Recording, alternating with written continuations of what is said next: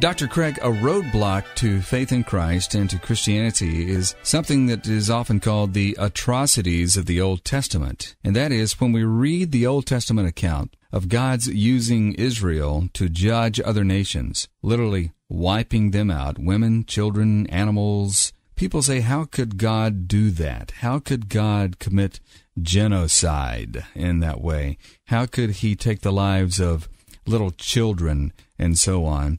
And we do find, in fact, these stories in the Old Testament. Have you run into that objection? Oh, yes, and it's one I think that any thoughtful Christian feels himself wholly apart from confronting skeptics.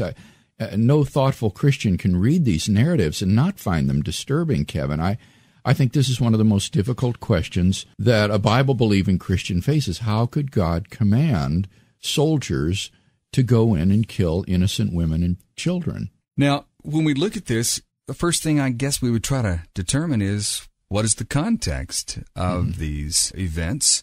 So what are some contextual considerations? Well, I think, first of all, it's important to realize that this is a singular event in the Old Testament. This is not the normal way in which the God of the Old Testament operates. Contrary to what certain people might tell you, the God of the Old Testament is not some sort of moral monster who goes about commanding people to kill women and children. It's the very singularity of these narratives that makes them stand out. These killings tend to be associated with the conquest of the land of Canaan.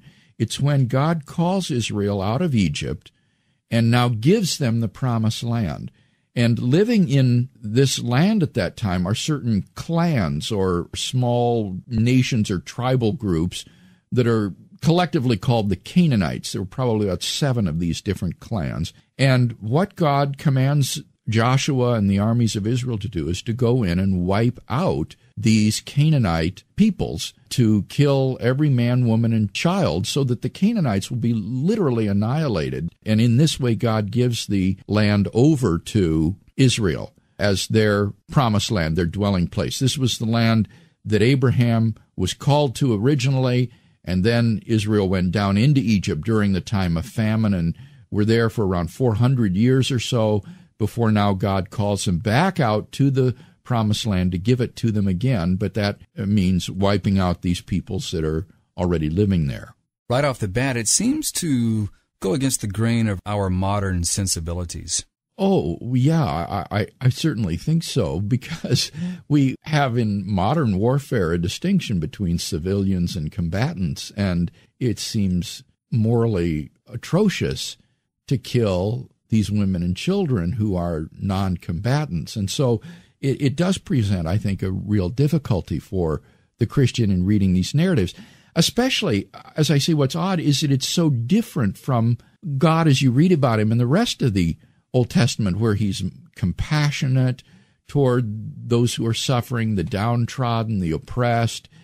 He's fair in dealing with other people. He even loves pagan nations. I mean, one of the most remarkable stories in the Old Testament is the story of Jonah, where God sends a prophet to Nineveh, this pagan nation, because he says there are a couple of 100,000 people there who don't know their right hand from their left, and I have pity upon these people. So he sends a prophet to them, even though they're not even Israelites.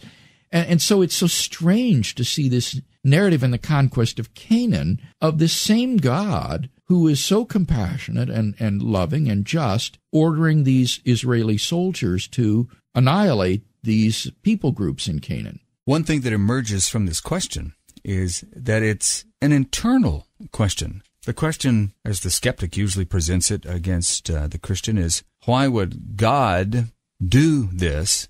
Yeah. And you immediately think, well, wait a minute, if it were God who were doing this, we're talking about the God of the universe here.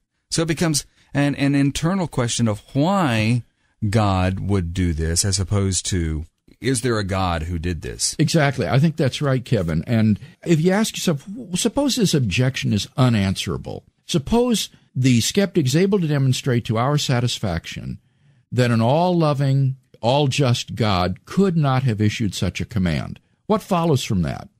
That Christ didn't rise from the dead? That Jesus Christ was not God incarnate? That God does not exist? Well, no, obviously none of that would follow. All that would follow is that God, in fact, did not give such a command as you have recorded in the book of Genesis. Now, that would mean either these stories are simply legends, perhaps myths of the founding of Israel that never really occurred, or else, if these events did occur, then Israel, carried away in a fit of national frenzy, thought God is on our side, and so they imagined that God had commanded them to do these things. In other words, what this objection is really an attack on is not the existence of God or the truth of Christianity. It's an attack on the doctrine of biblical inerrancy. Now, that's important, I think, but nevertheless, it's not central to the truth of Christianity.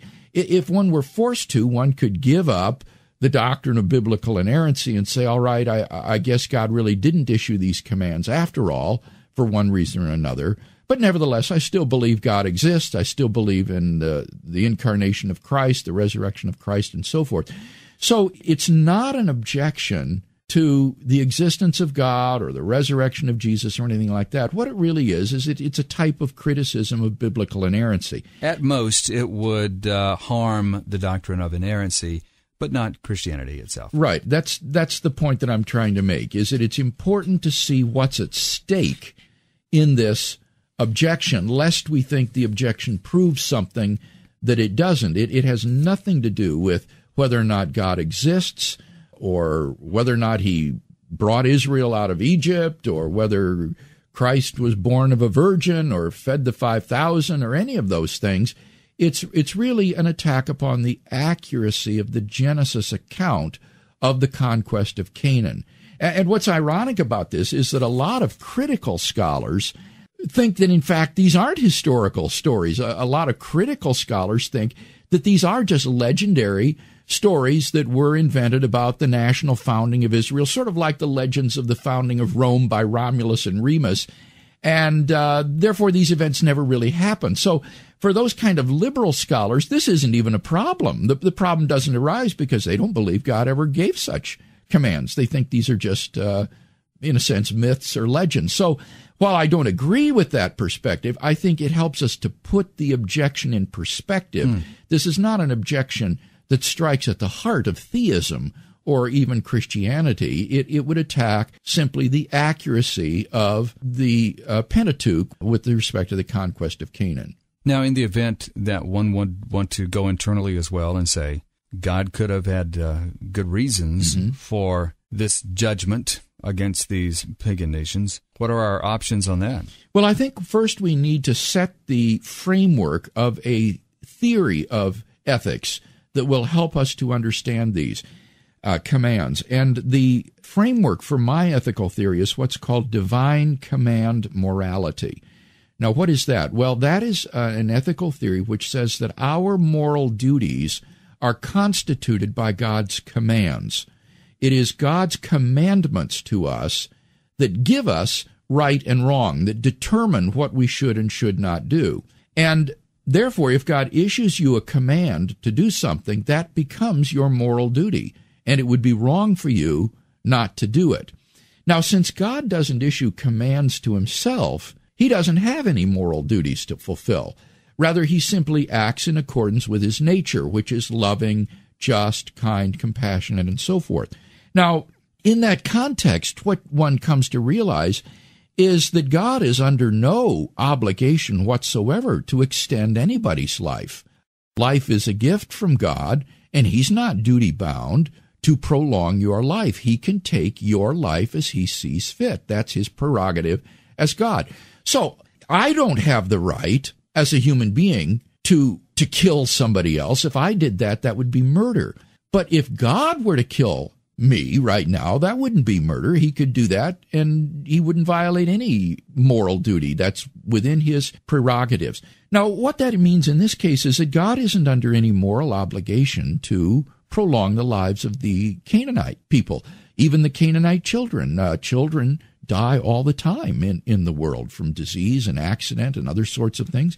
So God isn't in any way obligated to prolong the lives of any of these Canaanite persons. If he chooses to take their lives, he does no wrong and is completely within his rights in doing so.